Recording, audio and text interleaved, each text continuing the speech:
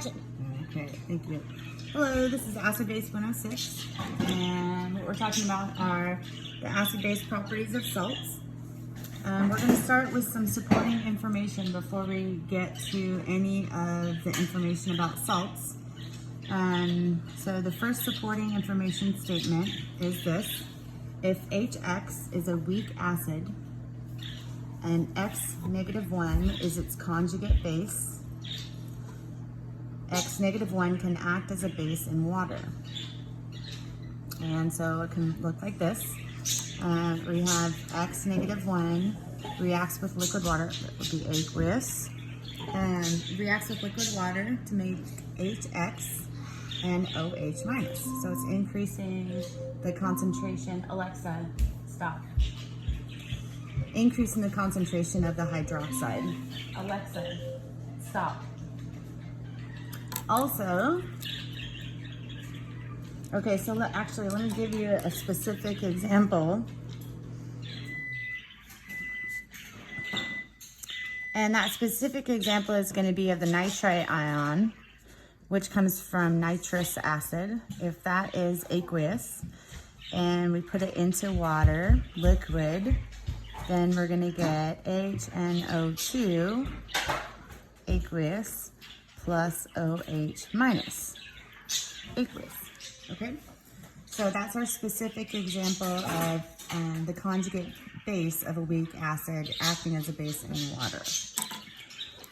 Okay, second thing, that if B is a weak base,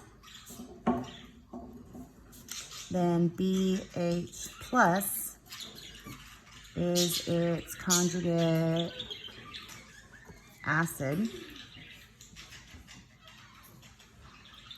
and therefore BH plus can act as an acid in water. Okay, so basically the BH plus doesn't want to hang on to this hydrogen very much, so if it's placed in water, then we can expect it to transfer its hydrogen to water. So we'll say like this,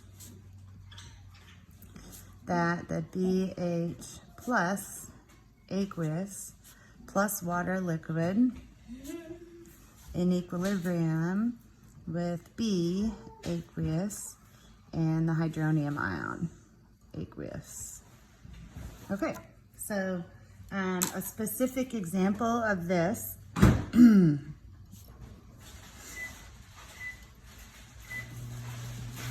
would be for the conjugate acid of ammonia, which would be ammonium, so NH4 plus aqueous, plus H2O liquid in equilibrium with ammonia, so it reproduces ammonia, and then we have H3O plus. So it's the conjugate base, the conjugate acid of a weak base acting as an acid in water. Okay, so the other thing we want to remember, and this is new information, so you're not really remembering it, you're just knowing it, that if we take the Ka of a weak acid and multiply it times the Kb of its conjugate base, then we get Kw. And this is a true statement for all weak acids and weak bases, that the equilibrium constants multiplied together are always going to be equal to Kw.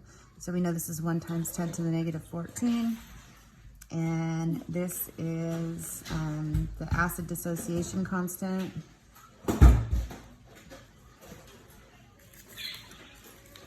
Of substance, whatever it is we're talking about, and this is the base dissociation constant.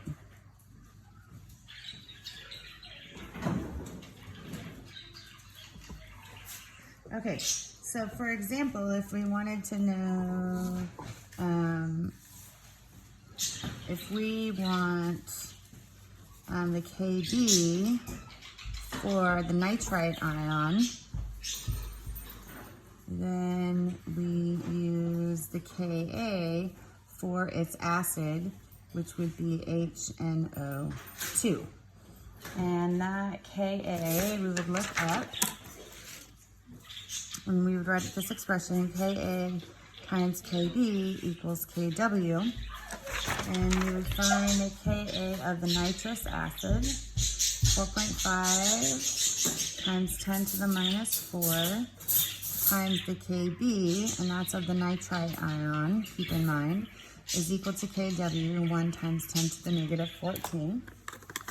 So we are going to do a little bit of baby algebra here.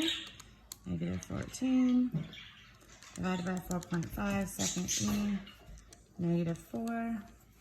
And we get the Kb of NO2 negative 1 is equal to 2.2 times 10 to the minus 11.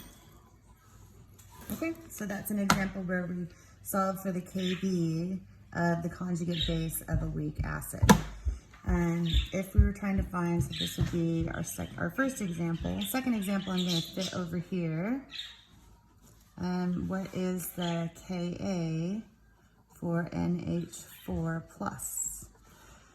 So what we're going to do is use the Kb for NH3, which is its conjugate acid, or sorry, its base that it comes from.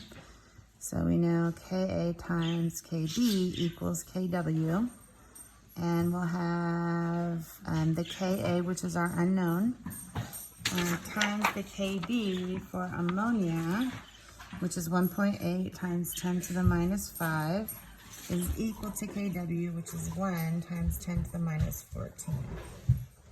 Okay, so we're going to do 1.0 second E negative 14 divided by 1.8 second E negative 5. And we get the Ka for NH4 is equal to 5.6 times 10 to the minus 10. Okay, so that's how to find the Kb or the Ka for conjugate bases or conjugate acids. Okay, thank you. That's part 1. This is part 1.